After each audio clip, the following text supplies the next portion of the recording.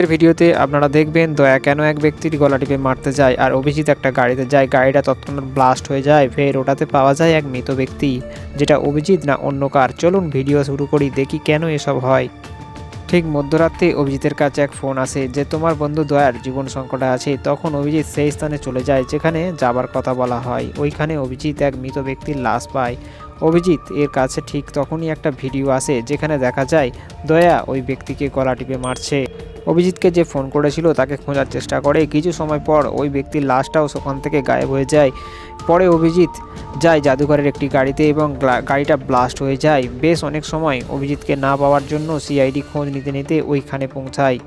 সিআইডির লোকেরা ওইখানে যায় এবং লাশটাকে দেখে কাঁদতে থাকে। সিআইডি ওই গাড়িটির তল্লাশি নিতে শুরু করে এবং ওর সাথে জাদুকর তরুণের খোঁজ নিতে শুরু করে। যখন দয়াকে ফোন করে তখন দয়ার ফোন বন্ধ পায়। কিছু সময় পর দয়ার যখন জ্ঞান আসে তখন সে দেখে একটা বন্ধ ঘরে পড়ে আছে এবং দয়ার নাম্বারের লোকেশন সচিন চেক করে, যেটা ছিল মালাটা জঙ্গল। পরে সিআইডি জানতে পারে জাদুঘর তরুণের স্ত্রী কামিনীর সম্বন্ধে। তখন সিআইডি কামিনীর ঘরে যায় আর জানে যে কামিনীর স্বামী কিছু সময়ের মধ্যেই কামিনীর সাথে দেখা করতে আসবে। এদিকে সিআইডি দয়ার নাম্বারের লোকেশন খুঁজতে খুঁজতে পৌঁছে যায় গাড়ি পর্যন্ত। গাড়িতে পাওয়া যায় দয়ার ফোন।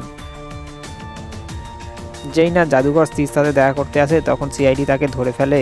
এদিকে দয়া দরজা ভেঙে বেরিয়ে আসে যেখানে তাকে বন্দি করে রাখা হয়েছিল এবং পৌঁছে যায় সিআইডি ব্যুরো অফিসে। সেখানে গিয়ে দয়া জানতে পারে অভিজিতের মৃত্যুর ব্যাপারে। অন্যদিকে জাদুঘর তরুণকে সিআইডি ব্যুরোতে নিয়ে আসা হয়। ওই সময় রেগে গিয়ে দয়া জাদুঘর তরুণকে কলার ধরে জাগিয়ে ধরে।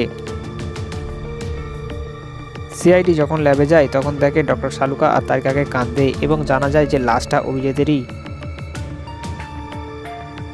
পরে জাদুঘর তরুণের কাছ থেকে জানতে পারে রাজু ও কাকু দুজনের সম্বন্ধে, যেখানে কাকু নিখোঁজ ছিল। পরে অভিজিতের ফোনের লোকেশন সিআইডি পায় সিমেন্ট ফ্যাক্টরির মধ্যে। সেইখানে অভিজিতের ব্যাজ এবং ভাঙা ফোন সিআইডি কুড়িয়ে পায় আর ওইখানে একজন মাতালকে পায় যার হাতে অভিজিতের ঘড়ি ছিল। পরে ডক্টর শালুকে সিআইডি ডেকে বলে যে লাশটা অভিজিতের নয়। এই কথা শুনে সবাই একটু শান্তি পায়।